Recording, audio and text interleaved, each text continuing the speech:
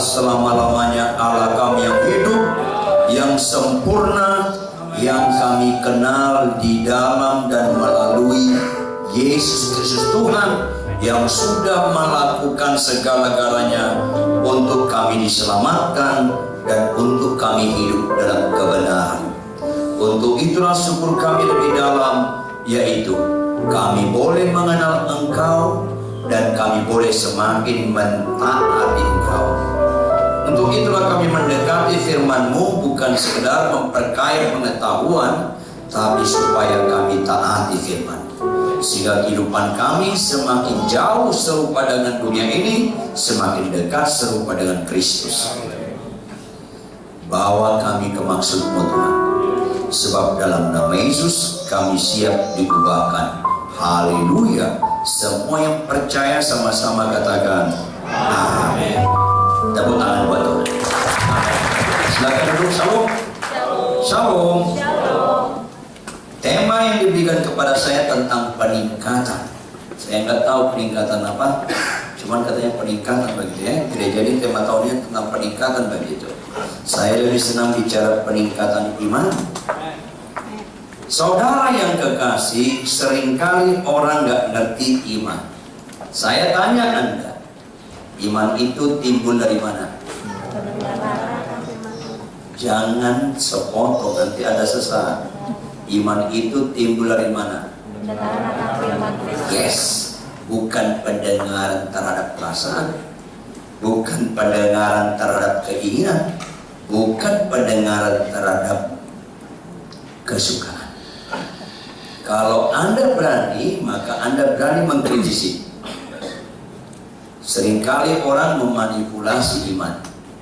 Saya beriman, tahun ini saya punya mobil. Itu bukan iman, itu keinginan. Jangan pura-pura nggak nyambung. Saya beriman, tahun ini saya naik karir saya. Itu bukan iman, itu keinginan. Anda harus tahu, beriman itu pasti mengalami kesulitan. Mau meningkat imannya lagi, pasti mengalami penderitaan. Mau meningkat lagi imannya, pasti mengalami pengorbanan. Tanpa itu Anda nggak ngerti iman. Yuk kita buka Roma 4 ayat 18 sampai 25. Ayat 18 sampai 25. Saya ajak kita membacanya bergantian. Anda harus berani beriman yang tulus, yang jujur berdasarkan Alkitab. Roma pasal berapa saudara? 4 ayat berapa? 18 sampai 25. Kalau boleh saya rindu setiap Anda mau ibadah bawa Alkitab plus buku catatan. Kayaknya nggak rela. Kita gampang sekali lupa firman, apalagi kalau nggak mencatat. Saya mulai, sebab sekalipun tidak ada dasar untuk berharap, namun Abraham berharap juga dan percaya bahwa ia akan menjadi bapa banyak bangsa menurut yang telah difirmankan, demikianlah banyaknya nanti keturunanmu. Lanjut. Walaupun ia mengetahui bahwa tubuhnya sudah sangat lama, karena usianya yang kira-kira 100 tahun, dan beberapa syarat telah dibentuk. Tetapi terhadap janji Allah, ia tidak bimbang karena ketidakpercayaan, malah ia diperkuat dalam imannya, dan ia memuliakan Allah.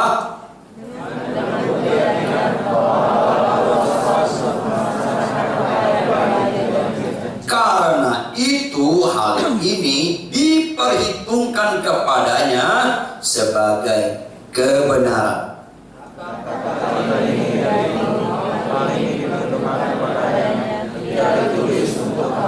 Tetapi ditulis juga untuk kita, Sebab kepada kita pun Allah memperhitungkannya, karena kita percaya kepada Dia yang telah membangkitkan Yesus Tuhan kita dari antara orang mati.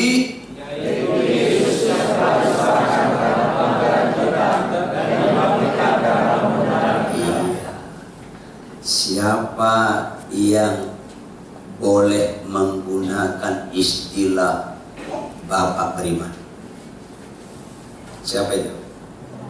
Abraham. Bukan Daud, bukan Musa, bukan Daniel, bukan Paulus. Makanya orang Israel yang di sana itu keturunan Abraham secara lahiriah.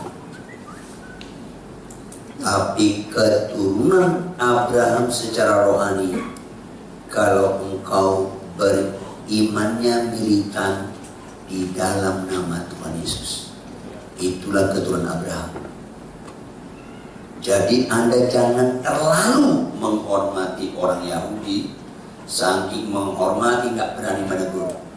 Saya setiap kali ke Israel, saya berusaha berdialog dengan para rabi-rabi. Dan orang Yahudi itu sombongnya auzubillah min dzalik. Lebih banyak orang Arab dan Palestina bertobat daripada orang Yahudi. Dan pura-pura nggak dengar. Rabi bilang apa? Pak Pendeta, orang Kristen itu tolol-tolol. Kenapa Rabi ngomong gitu? Kan nggak baik. Memang tolol katanya. Wah, mengapa? Masa datang ke tempat Yesus katanya Tuhan, tak tolong. Sama kami jangankan Tuhan, Nabi pun bukan itu Yesus itu penjahat. Betapa bodohnya kalian menyembah penjahat. Makanya kami salibkan. Itulah degilnya orang Yahudi. Ya, sampai sekarang jauh lebih sulit orang Yahudi bertobat daripada komunis bertobat. Makanya perlu ada perang Armageddon supaya mereka dikerubuti semua bangsa. Akhirnya mereka gak mampu, baru teriak kepada Tuhan, baru Allah menyatakan diri lagi.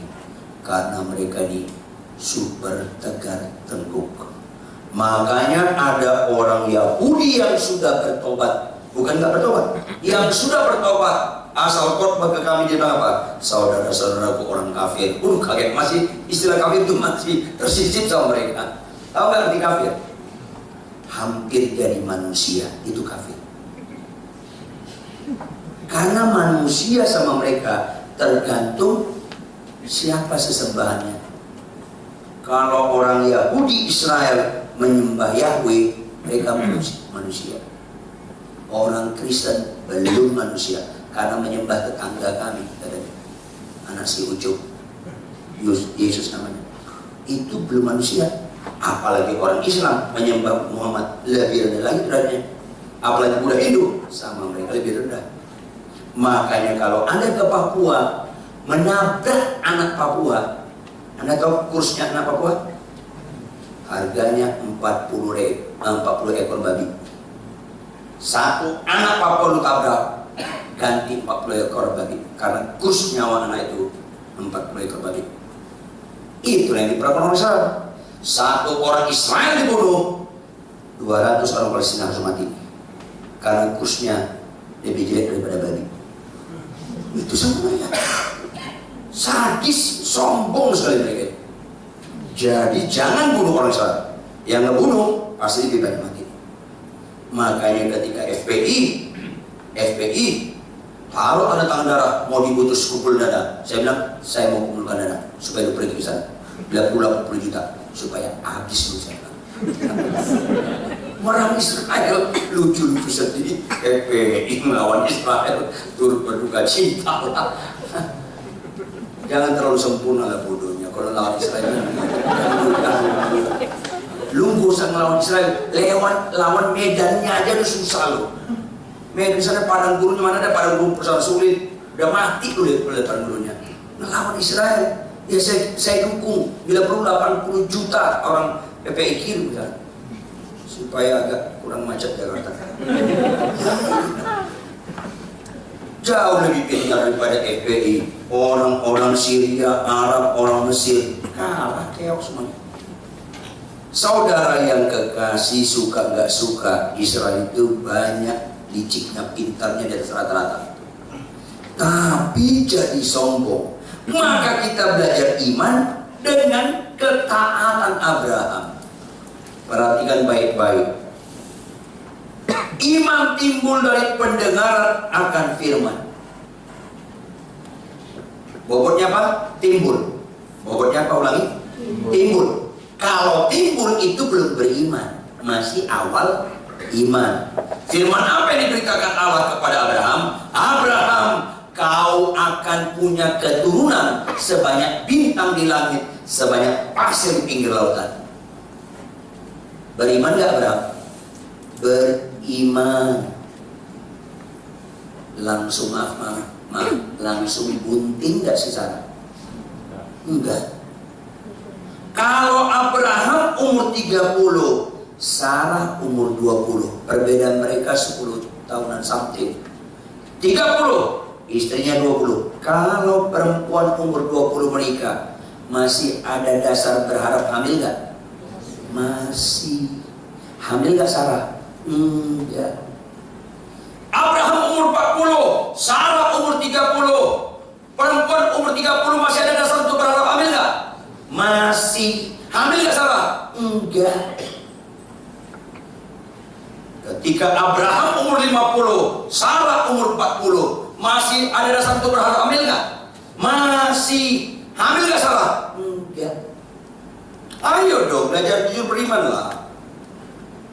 Ketika Abraham umur 60, Sarah umur 50, perempuan umur 50, masih ada dasar berharap hamil gak? Tipis. Tipis sekali. Hamil gak Sarah? Enggak. Ketika Abraham umur 70, Sarah umur berapa? 60. Ada dasar berharap hamil gak? Enggak. Mulai ada kesulitan gak? Ada. Iman itu ayat 8 apa? Ayat 18 apa? Sebab sekalipun gak ada dasar untuk berharap, namun Abraham berharap juga, itu iman. Kalau ada dasar berharap, maka beriman, itu belum iman. Anda mulai kecewa dengan istri Anda mulai kecewa dengan suami Anda, makin tahun makin menyebalkan, makin tahun makin menyebalkan, nggak ada lagi dasar berharap. Tapi ketika istrimu, suamimu tidur, kau bilang sama Tuhan, Tuhan cocok banget aku sama nih orang, itu beriman. Makin nggak cocok kau dengan pasanganmu, itulah yang cocok, itu iman.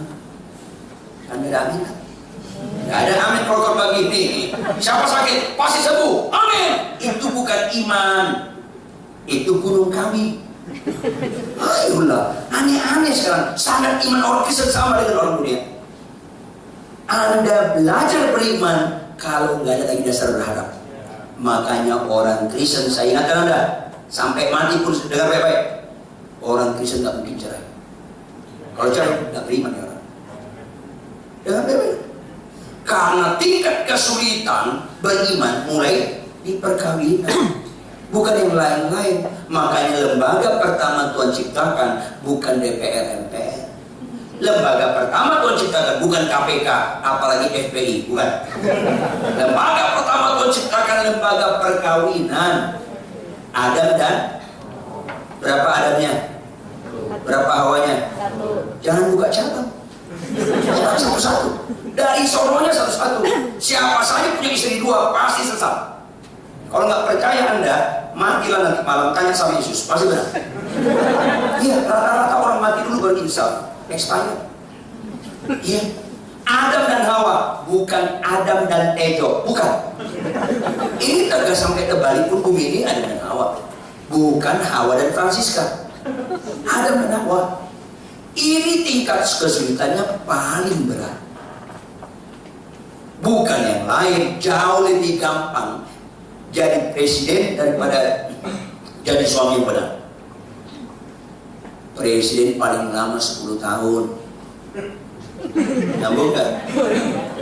Suami sampai mati tuh suami lu. Nggak boleh pensiun gue ya, nggak bisa. Nggak bisa. Nggak bisa.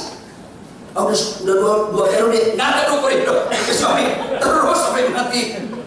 Nah, ini harus Anda tahu, laki-laki dan wanita itu bukan sekedar beda. Dengar baik-baik, pernikahan yang paling cocok, menikahlah dengan yang nggak cocok. Apa itu? Menikahlah dengan lawan jenis. Apa kata pertamanya? Lawan. Jadi laki-laki dan perempuan bukan beda, tapi lawan. Sudut pandang pria dan wanita itu sangat beda. Perempuan tanpa sadar, wanita dengar baik-baik. Perempuan tanpa sadar punya moto, tanpa sadar loh. Kebangetan loh kalau sadar loh. Tanpa sadar perempuan punya moto, kalau bisa dipersulit kenapa harus dipermudah? Itu perempuan. Itu perempuan. Makanya perempuan itu kayak mie, ruwet. Itu perempuan ruwet. Masalah 5, dia bilang 10. Itu wanita.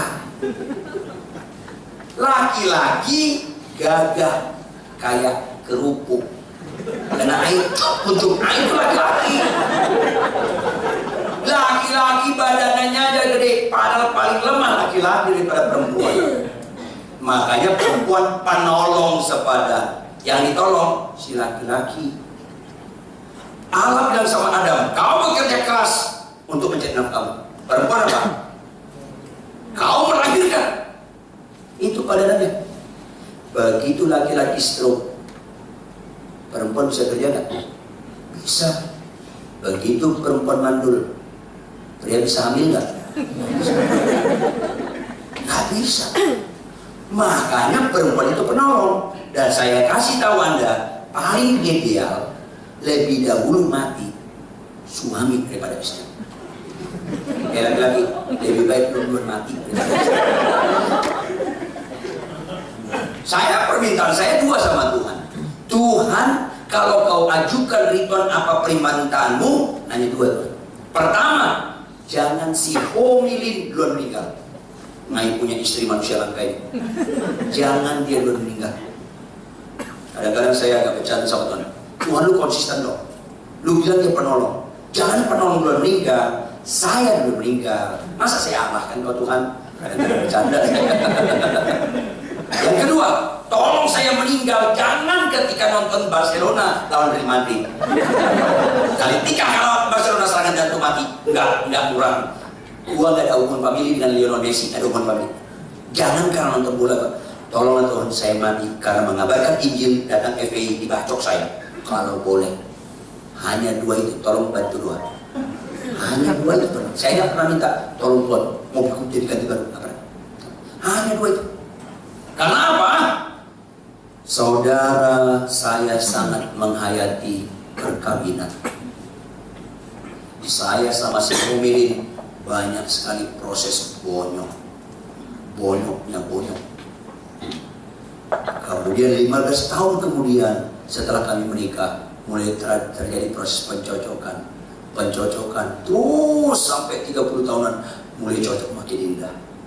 Waduh, saya bilang ketika istri saya tidur, Tuhan jangan tidur mati, ini manusia langka Tuhan, tolong lestarikan Tuhan.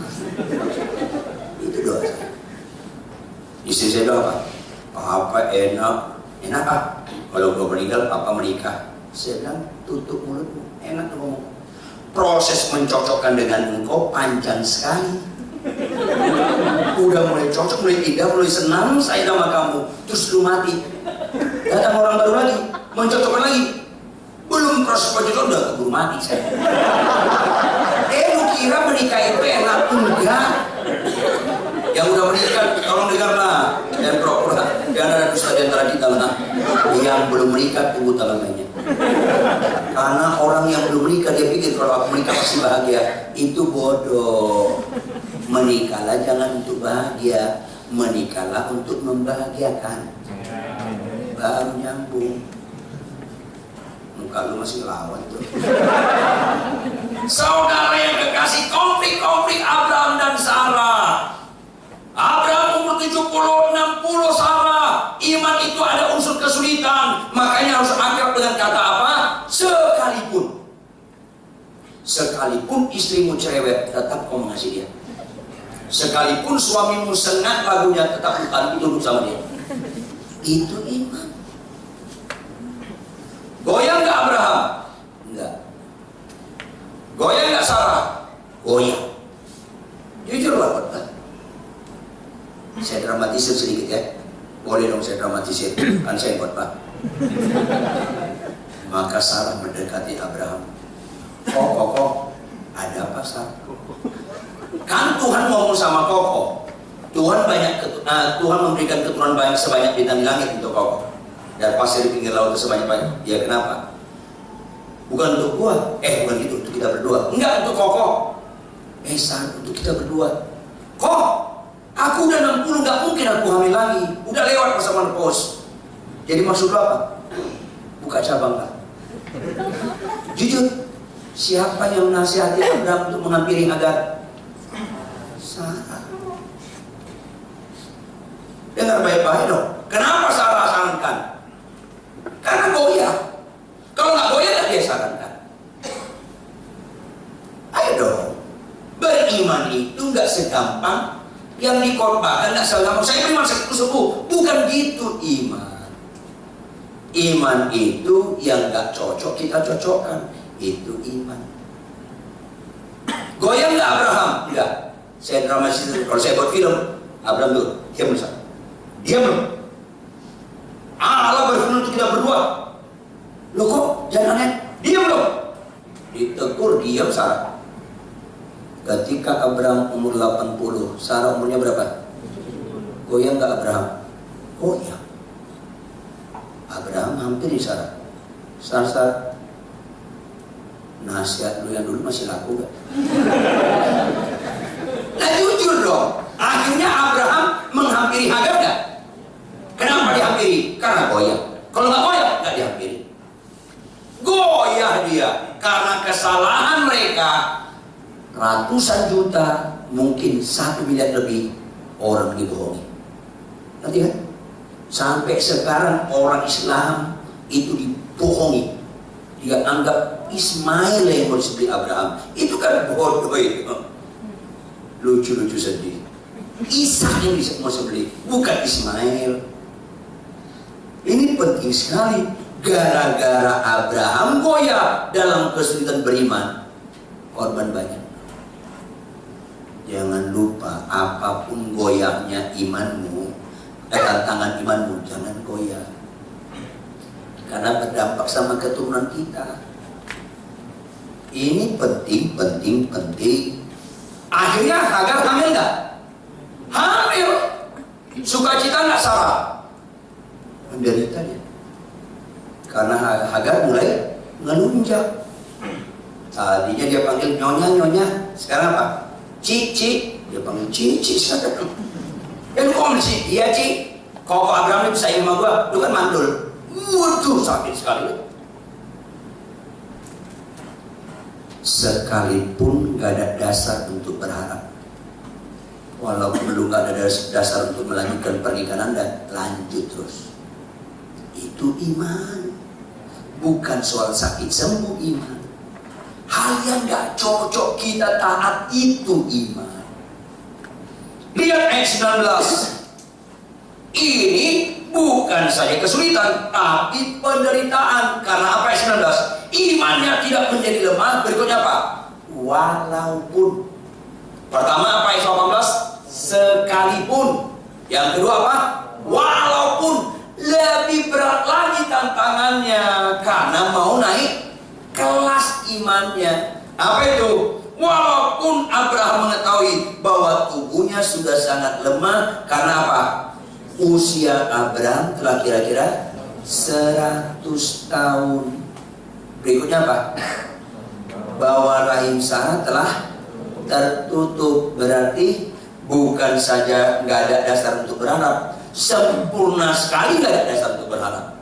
Karena ayat 18, Pada Abraham nggak ada dasar, pada Sarah nggak ada dasar berharap. Tapi yang 19 pada dua-duanya. Abraham sudah kungkung 100 tahun. Berarti Sarah umurnya berapa? 90 tahun. Datang Allah, Abraham, ya Allahku dan Tuhanku. Saya dramatis lagi sedikit ya. Tahun ini istri lu Sarah gunting. Jawab, Sarah dengar gak? Sarah dengar gak? Apa sikap Sarah? Ketawa, sukacita, haleluya atau sinis? Sinis. Allah aneh. Kalau umur 30 gua hamil, gua bangga. 40 hamil, gua bangga. 90 tahun hamil, apa kata dunia? Itu bukan kebanggaan, kehinaan. Ngerti gak? Mana cocok umur 90 tahun hamil? Maafkan saya kalau ada ibu Anda umur 65 tahun. Saya minta maaf ya, ini misal. Papa Anda masih hidup, mama Anda masih hidup. Malam-malam dia tidur. Dia bilang ke Papa, papi, kayaknya gua hamil. Muka Papa lo gimana? Langsung dibully mak kita. Mami, tidur. Jangan nenek. Papi, gua hamil. Lu kesambet apa? Jengkel. Papi yang benar. Lu kesambet ya? Kesel pasti Papa. Dipegang tangan Papa. Nih, pegang di perut. Ma, gede. Tuhan gua hamil. Mami, itu bukan hamil, tumor. Pastilah. Ayolah. Kalau nggak percaya tolong praktekin. Atau Anda lihat perempuan umur 60 tahun, gua usah 60 tahun lu hamil. Bukan kebanggaan. Suami lu paksa suami lu, papi, terus periksa ke dokter kandungan. Enggak, ke dokter tumor. Lu penyakit tumor. Papi ini hamil, lu jangan gila ya. Gua nggak mau, apa? Papi, oke. Akhirnya pergi ke dokter kandungan. Muka dokter kandungan udah ngebully langsung. Ngapain? Langsung itu. Iya, kalau nggak percaya, tolong nanti bersandiwara umur 60, lu taruh sarung, lu datang. Dokter kandungan aneh, sana bagian tumor penyakit dalam sana. Lah iya, itu bukan kebanggaan, penderitaan. Bapak sana, dok, saya yakin dia nggak hamil. Kenapa lu bawa sini? Istri gua ngotot. Tolong periksa dok. Ini supaya dia tahu dia bukan hamil. Kalau gue yang tahu dia nggak percaya. Oke deh. Akhirnya terpaksa dokternya meriksa. Begitu periksa hamil. Kagum nggak dokternya? Enggak. Dia tatap Anda. Geleng-geleng nggak pernah. Bu, kurang kerjaannya. Digituin susah. Apalagi 90 tahun. Halo jujur dong, mana lebih gampang keropos, tulang wanita atau perempuan? Sama ya? Wanita atau laki-laki? Wanita, karena ada masa menopause. Jujur, perempuan kalau 70 masih tegak atau mulai bongkok? Mulai bongkok 70, 80. Makin bongkok 90 derajat. Hamil, kecepet anaknya, kecepet main dong. Jadi kalau Anda baca Alkitab, Anda harus empati dulu ya Sarah. Ya, amin, haleluya. Enak aja lu tuh istri 90 hamil, haleluya enggak? Ada. Istri saya pertama kali melahirkan umur 31. Waktu melahirkan, dia nggak tahan. Saya pegang di ruang persalinan, saya pegang tangannya. Pak, aku nggak mampu.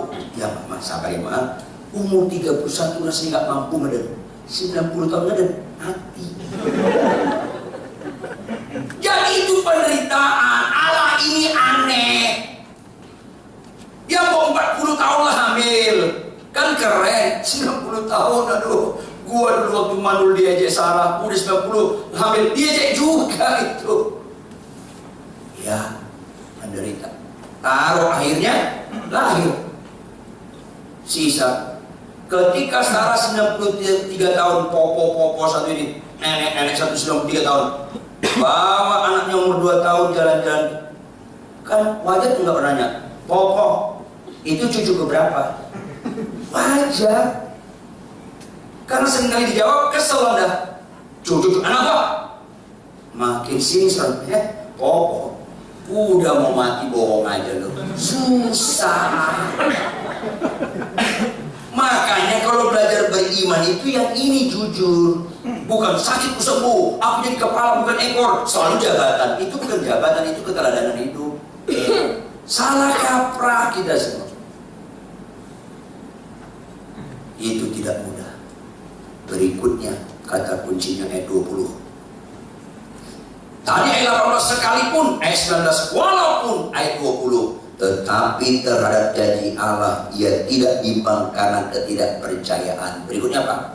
Malah, apa arti malah? Lebih berat lagi. Bu, ketika suamimu maki-maki kau balas? Enggak saya balas. Walaupun dia tampar saya enggak balas. Malah saya diludahi dan ditendang. Berarti lebih berat lagi kata malah. Kata malah itu lebih berat lagi. Menunjukkan iman itu harus lebih sempurna lagi. Datang Allah kepada Abraham. Abraham, ya Tuhan, ambil anakmu yang tunggal. Saya dramatis sedikit. Siapa Tuhan? Ishak atau Ismail, anak sama-sama tunggal, tapi yang satu dari istri cabang. Yakni Ishak yang kau kasihi. Oh, kenapa Tuhan? Saya beli dia si Arfi atau Ekstril? Bukan. Saya beli dia apartemen di Garing Serpong atau di Alam Sutra? Bukan. Jadi apa Tuhan? Saya kuliahkan ke Singapura atau ke Malaka? Bukan. Jadi gimana Tuhan? Potong dia. Itu horor. Lu jangan aneh-aneh dengan Tuhan. Lu bilang ke Tuhan sebanyak di bintang di langit, pasir di lautan, satu dipotong. Matematika lu di mana Tuhan? Itu tidak mudah. Kalau saya dramatisir sedikit lagi, maka untunglah Abraham nggak cerita sama Sarah. Kalau cerita Sarah, apa kok? Tadi malam Allah berbicara lagi sama gua. Dan anehnya, gua nggak mau hamil lagi. Gua nggak mau hamil lagi loh. Ya takut hamil lagi, kan serem tuh. Gua nggak hamil. Bukan hamil sah. Apa itu? Haleluya. Allah berfirman sama saya. Haleluya apa? Apa iman firmannya? Anak kita yuk kita potong. Lu langkai mayat gua. Gua umur 90 tahun bunting India lu suruh potong. Gila lu. Kalau nggak percaya praktekin nanti. Ya nggak bawa istri pulang. Haleluya mami, aku dengar firman. Apa itu papi? Anak kita dua, pilih salah satu kita potong. Lu gila ya? Itu sampai apa? Halo, ayo dong.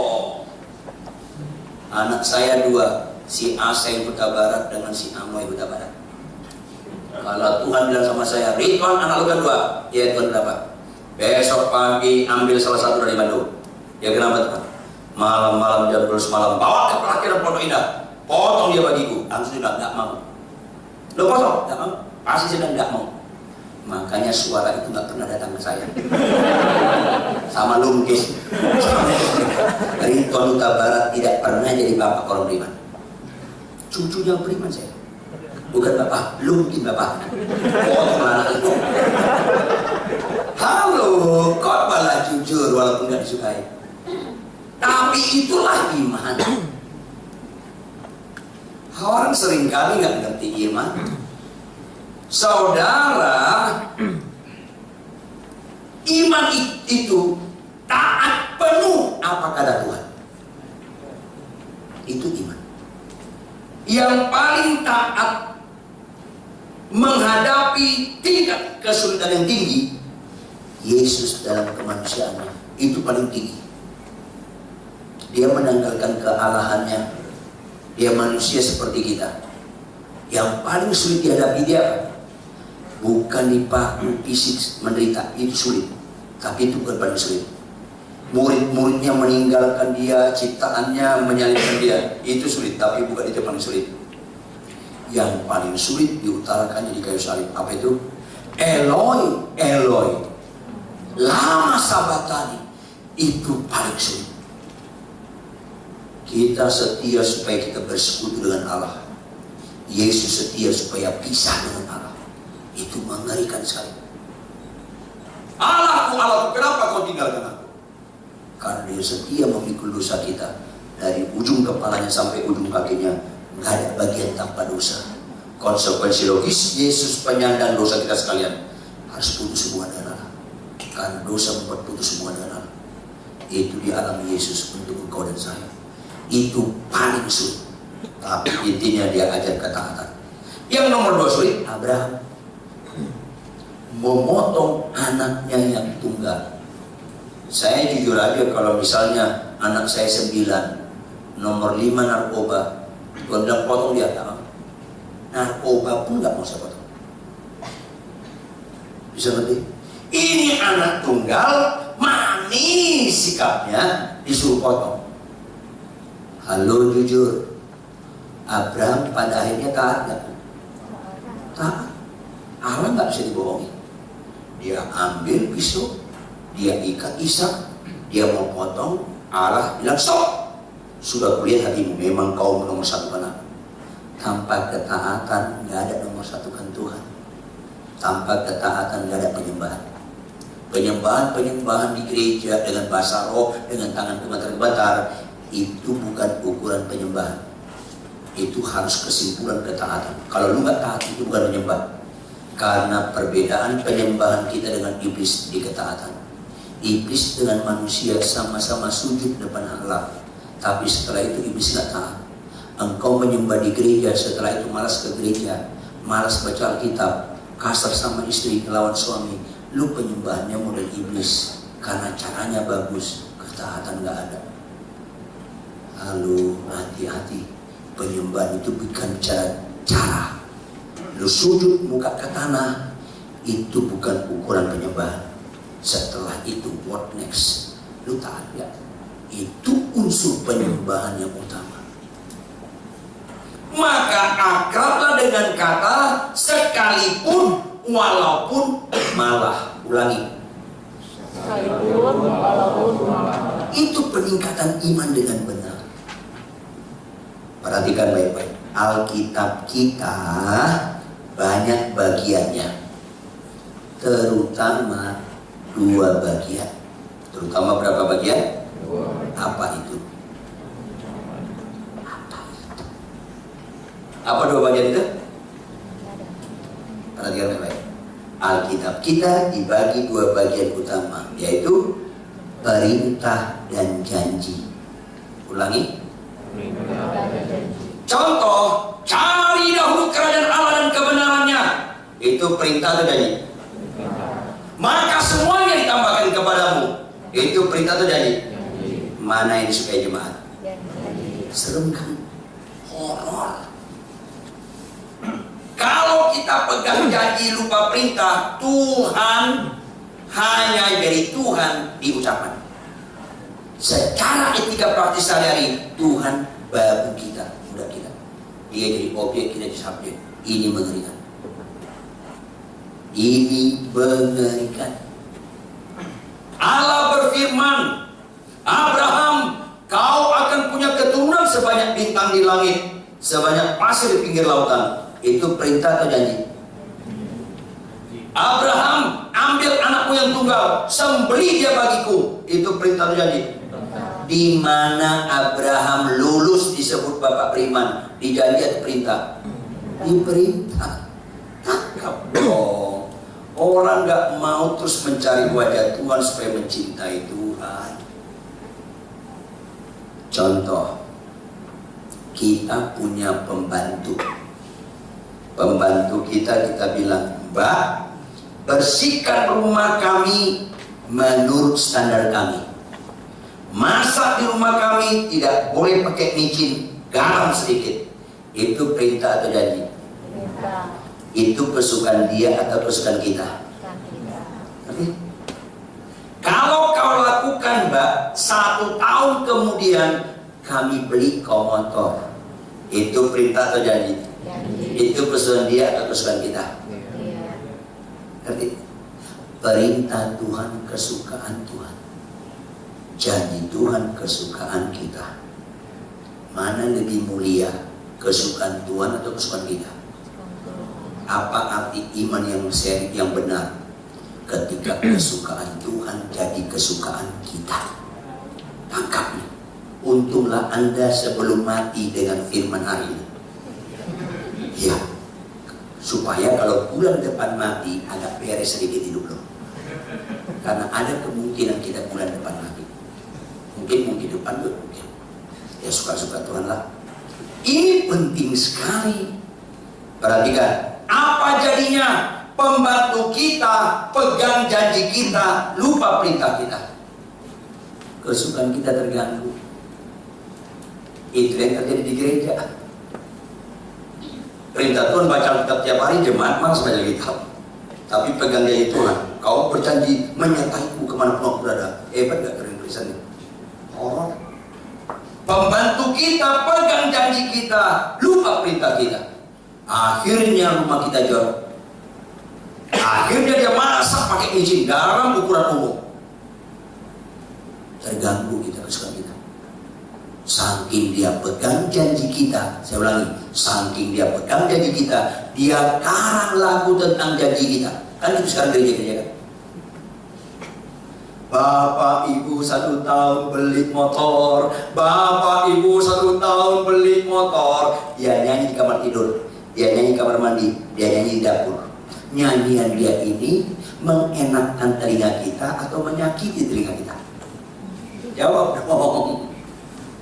Itulah jahatnya jemaat dan gereja. Malas baca Alkitab, kasar sama istri, melawan suami, nggak tertib di lalu lintas, suka buka situs porno, nyanyi. Janjimu seperti fajar pagi hari. Kalau buat Tuhan langsung saya bilang, petir sanggarnya orang. Biar angus orang ini. Itulah yang terjadi, kejahatan mengerikan di gereja. Nggak suka perintah Tuhan, suka janji Tuhan. Tuhan jadi objek kita sampai. Mengerikan. 1 tahun kemudian pembantu kita yang nggak pegang perintah kita, pegang janji kita, menagih janji kita. Bapak Ibu, ini sudah 1 tahun. Ya kenapa? Bapak Ibu janji beli saya motor. Ya kalau apa? Oh nggak tahu. Nggak ada kalau-kalau. Pokoknya Bapak bilang 1 tahun kami beli kau motor. Kan itu. Ya ada kalimat sebelumnya gitu bilang. Enggak. Pokoknya beli motor. Mana? Bapak jangan berdalil ya. Mana motornya? Jujur, kita beli nggak motor untuk dia? Kita beli nggak? Enggak. Kita pecat dia.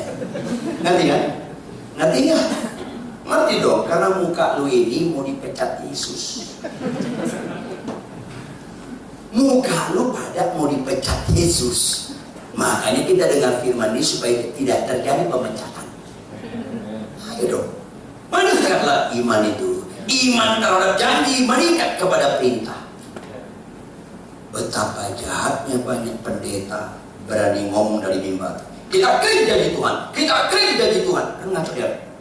Kapan lu bayar premi? Serem nih orang. Yang bayar premi Yesus. Kenapa lu yang klaim? Aduh, sama saya ini sakit dan gila. Tapi orang gak sadar. Jemaat ikut, ya kita klaim. Kita sedang kesurupan semua ini. Yang lu klaim perintah Tuhan, bukan janji Tuhan. Ngeri sekali yang terjadi. Pendekatan kita kepada orang yang pribadi yang berkorban tidak meminta, memberi. Coba anak kita masih kecil, umur 3 tahun, jalan-jalan nyemplung ke kolam renang, megap-megap dia mau tenggelam. Ada anak SMP lihat, aduh kasihan sekali, dia tak pintar berenang, tapi karena kasihan dia lompat, dia angkat anak kita. Kita kasar terus anak kita di pinggir diangkat dia lemes terus dia mati di kolam renang. Orang tuanya sedih. Ketika di rumah duka nangis orang tuanya. Jujur, cocok nggak kita tuntut orang tuanya? Bapak, Ibu, bosan nangis? Lu ada apa? Anak Bapak Ibu nolong anak saya kurang cepat. Diminum tuh air rupanya. Kami ke rumah sakit. Mana dananya? Cocok nggak? Cocok nggak? Hanya 1 kurangnya. kurang ajar. Lah iya dong, orang berkorban lalu nuntut, digebukin sekampung loh. Yang terjadi seharusnya apa? Kita berlutut di rumah duka. Bapak ibu luar biasa, anakku berkorban. Anak lu gak pintar berenang, nolong anak saya sampai anak saya tertolong, anakmu mati. Bapak ibu, aku yang biayain penguburannya. Apapun yang kalian butuhkan yang bisa kuberikan deh. Itu pendekatan kita kepada berkorban. Tuhan Yesus berkorban. Lain dengan Tuhan-Tuhan yang lain. Tuhan-Tuhan yang lain gak ada berkorban, nongkrong doang. Tangkap dong. Saya bingung. Kok orang Islam sembahyang subuh, orang Kristen ngorok semua? Bingung saya. Benar-benar bingung. Yang ngorok, yang bebek. Benar-benar bingung saya. Orang Islam sembahyang subuh, lu ngorok. Makin keras azannya, makin keras ngorok lu. Kenapa nggak mati aja lu? Saya bingung benar-benar. Jangan sok akrab sama Tuhan. Tuhan kau baik. Iya baik-baik. Tapi membuat kau berubah baik. Bukan lunjak. Itu yang terjadi. Kejahatan mengerikan sedang dilakukan warga gereja tanpa sadar. Kebanyakan kalau sadar. Sudah malas baca Alkitab, disuruh Tuhan baca Alkitab nggak mau, disuruh memberikan perpuluhan nggak mau, pergilah beritakan Injil nggak mau, perintah-perintah Tuhan nggak mau. Begitu kita liburan ke Bali, kita suruh Tuhan. Hebat kita. Tuhan, kami mau liburan ke Bali. Lindungi kami. Malaikat pun berpasukan menjaga pesawat kami. Tuhan bilang apa? Iya bos, iya bos, iya bos, iya bos. Jangan lu pecat gue ya, iya bos. Bentar sama lu. Aduh, saya malu minta sesuatu sama Tuhan. Aku rindu apa? Tuhan, apa yang kau inginkan untuk melakukan? Itulah pendekatanku kepada Engkau Tuhan. Karena segala-galanya sudah kau lakukan di kayu salib, sedikit pun gak ada lalai. Sehingga Tuhan ucapkan di kayu salib, sudah selesai. Kok kita bilang, belum Tuhan. Hebat enggak? Kita punya nyalibkan Yesus 2 kali, tidak perlu 3 kali. Kita ambil tali langsung, kita lempar ke surga. Turun lu Yesus. Gua salibkan lagi 2 kali. Kan itu tambah sadar itu. Seolah-olah dia belum selesai. Ini mengerikan. Maka saudara, tingkatkanlah iman Anda. Kalau Anda mendengarkan firman Tuhan tentang janji, itu belajar beriman. Belum beriman, tapi belajar beriman. Tapi kalau kau dengarkan perintah Tuhan, kau taati, itulah beriman. Perhatikan, kita balik. Pembantu kita pegang perintah kita, lupa janji kita. Akibatnya apa? Dia bersihkan rumah kita menurut standar kita, walaupun dia capek. Akibatnya apa? Dia masak tetap tidak pakai micin, walaupun rasa dia nggak enak. Garamnya tetap sedikit, walaupun rasa dia itu hambar. Tetap dia lakukan perintah kita. Janji nggak dia pegang, nggak dia ingat-ingat.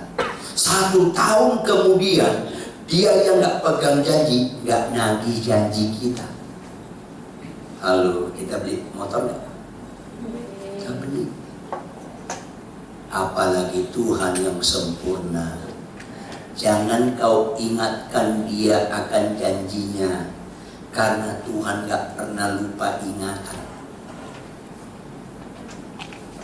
Jangan pernah kau arahkan dia untuk menepati janji, karena dia gak perlu pengarahan lo.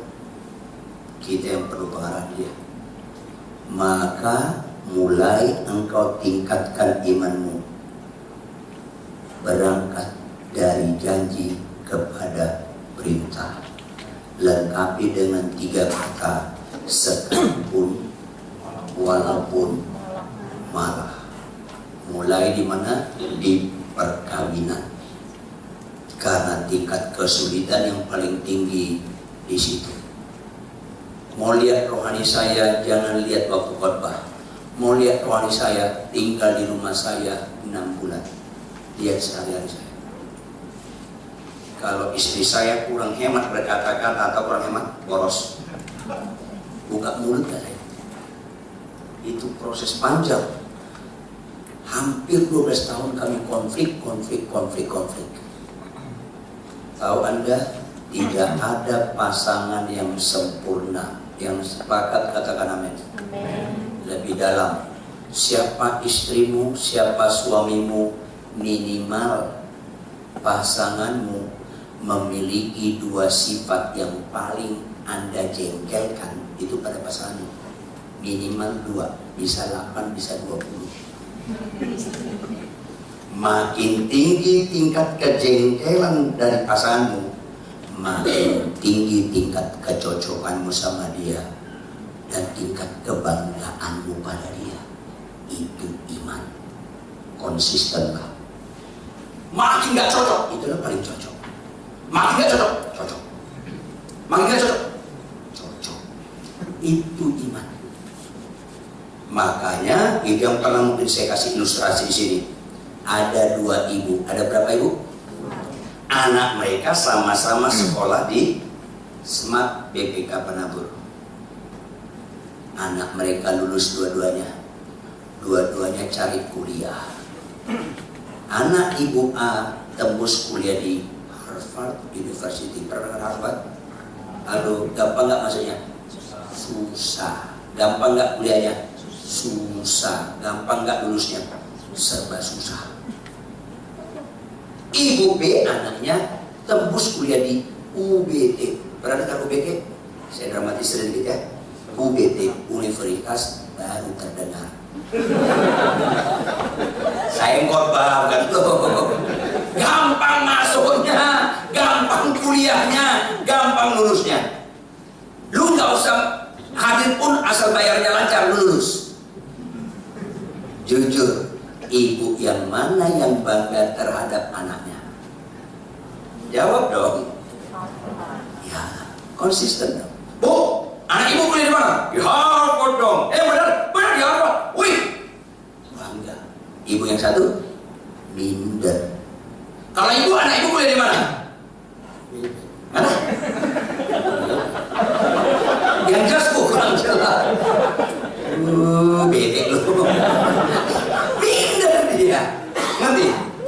Lu makin sulit sama istri lu, makin sulit sama suami lu, makin bangga Tuhan. Karena lu lagi kuliah di mana? Cerdas lu.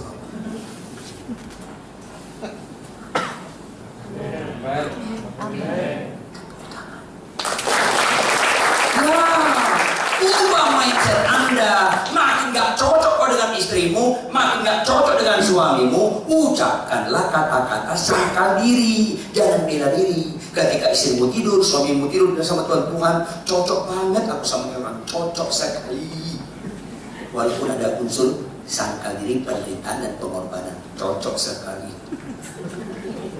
Gak usah ketawa, amin gitulah. Lu ketawanya kayaknya ngelawan. Kayak ngelawan, susah. Sekalipun, walaupun malah. Istri saya sih pemilih dua kekurangan istrinya. Menurut saya, satu apa? Super sangat bersih sekali. Itu si Umi. 12 tahun pernikahan kami, kemanapun kami pergi selalu bawa piring, sendok, dan gelas. Nggak boleh pakai restoran punya. Sampai saya jengkel, mama punya peraturan lebih ketat dari hukum Taurat. Untuk ketawa ini penderitaan. Itulah si Umi. Manusia lemah itu. Sedikit pun saya nggak niat ganti. Apalagi bukan tambah, ada. Apalagi buka cabang, nggak ada niat. Setiap saya korban di mana-mana, di Eropa, di Amerika, di hotel bintang mewah, tetap saya kayak orang bego. Begitu nyampe di kamar, istri saya masuk, saya hampir 2 jam di luar. Itu hukum Taurat dia. Sampai kayak orang bego dulu. Lain hotel selalu, ada yang bantu? Enggak, lu pergi aja. Bisa ikan rasanya. Kayak bego. Lalu gergetan. Gue yang Batak, dia yang Tionghoa, kok galakan dia dulu. Cocok. Itu iman. Kalau boleh cawan ini lalu-lalu. Tapi jangan kenapa yang jadi kenapa. Itu iman. Mulai istri saya pel itu kamar hotel. Itu sama dia. Kain-kainnya dibawa dari rumah. Hotelnya dibawa dari rumah. Iya pel. Dia sikat seluruh tembok kamar mandi, dia sikat.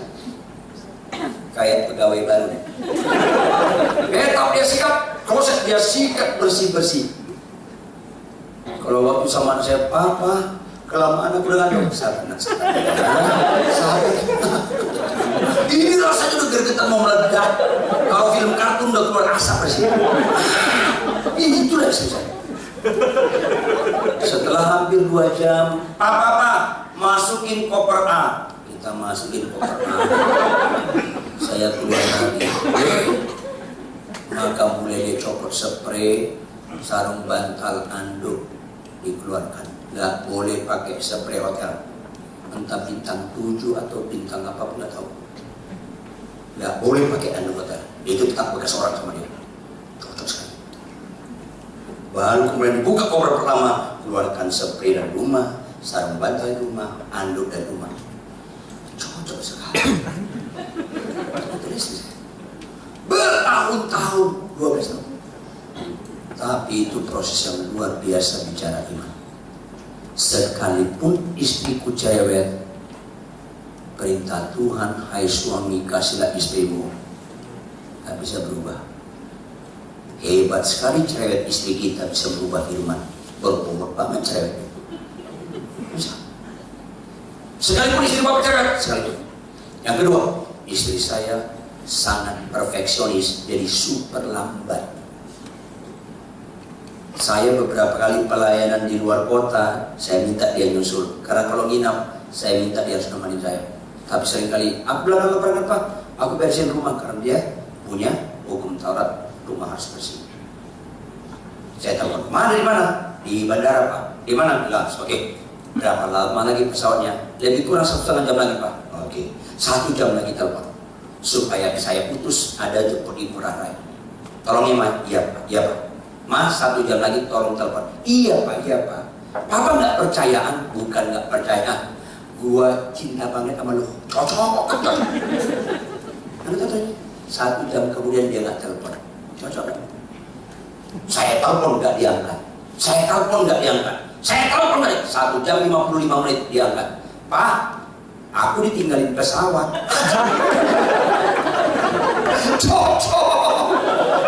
Lestarikan dia Tuhan. Haleluya. Itu iman. Makin gak cocok. Sangkal diri pikul saya. Itu iman.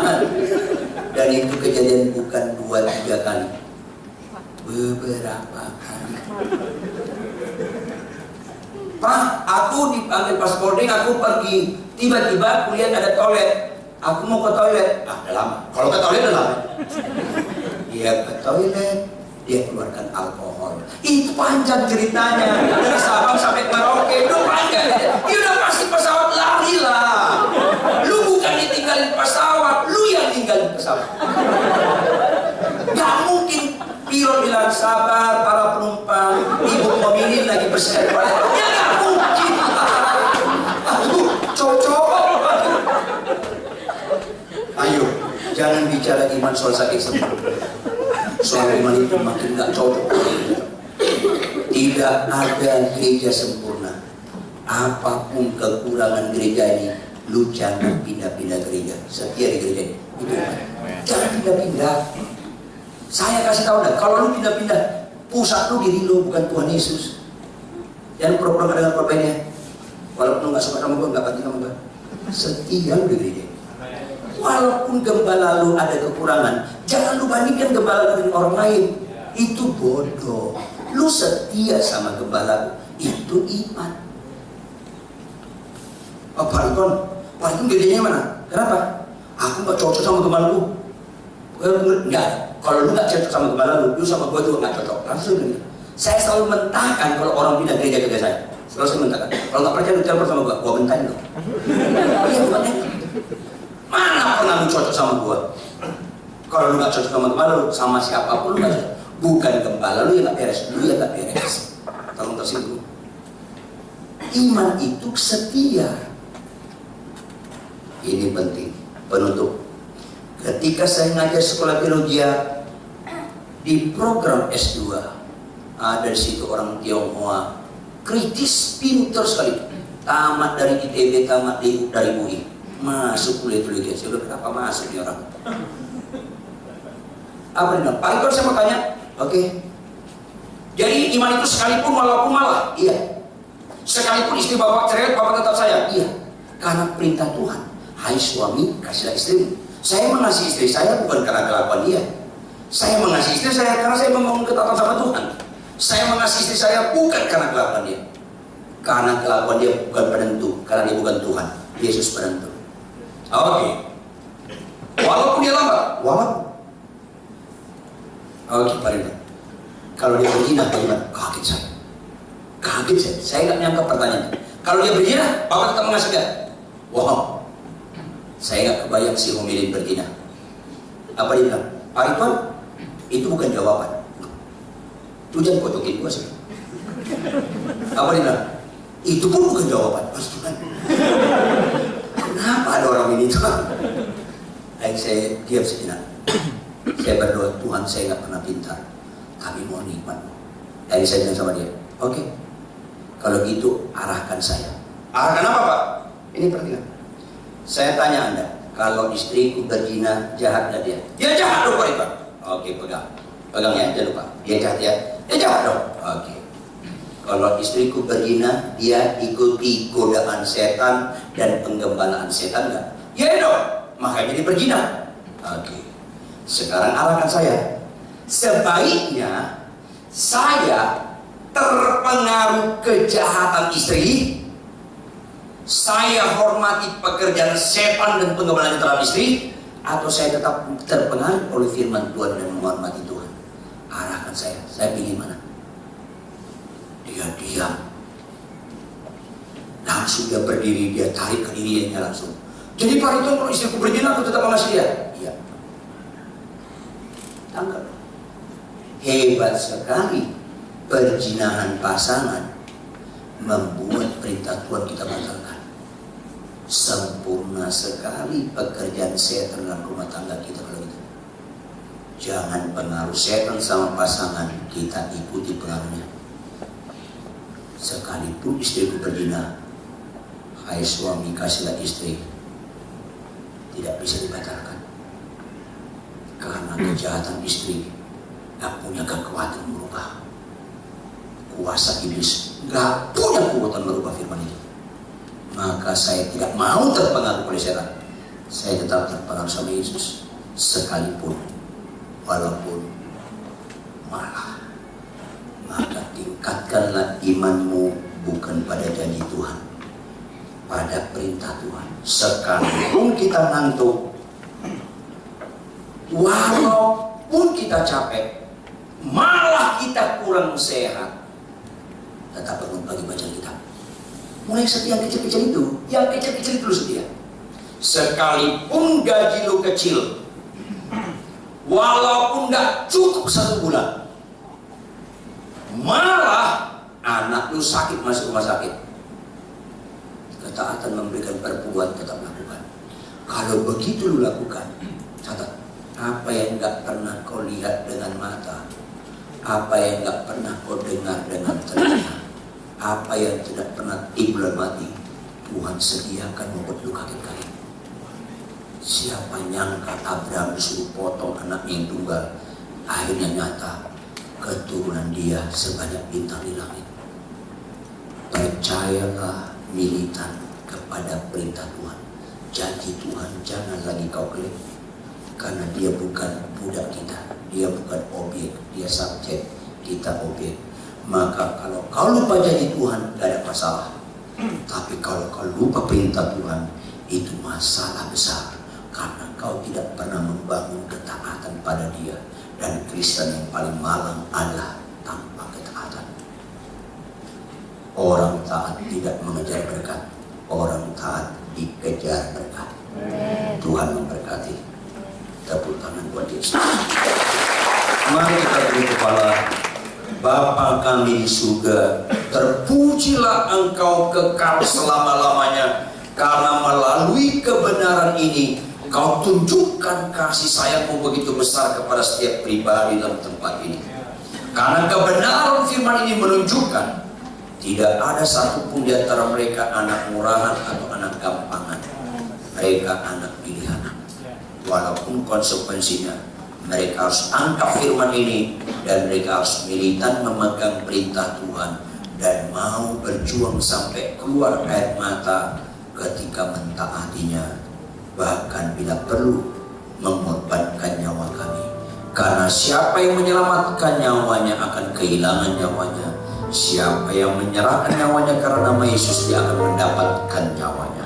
Materaikan Tuhan, sehingga setiap kami membangun ketaatan pada perintah Tuhan, pasti satu dan lain pasangan suami istri makin setia, makin setia, makin setia. Pasti kami makin setia kepada Engkau dengan makin setia kami kepada gereja ini. Perintahmu memberikan perpuluhan, kami suka lakukan. Perintahmu membaca Alkitab, kami suka melakukannya. Perintahmu berilah berita Injil, kami suka melakukannya.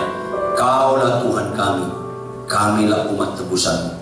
Maka jadikan kami keturunan Abraham rohani yang disimpulkan dalam ketaatan terhadap perintah Tuhan, sekalipun walaupun malah. Dalam nama Yesus, haleluya. Semua yang percaya sama-sama katakan amin. Tepuk tangan sekali buat Tuhan. Amin.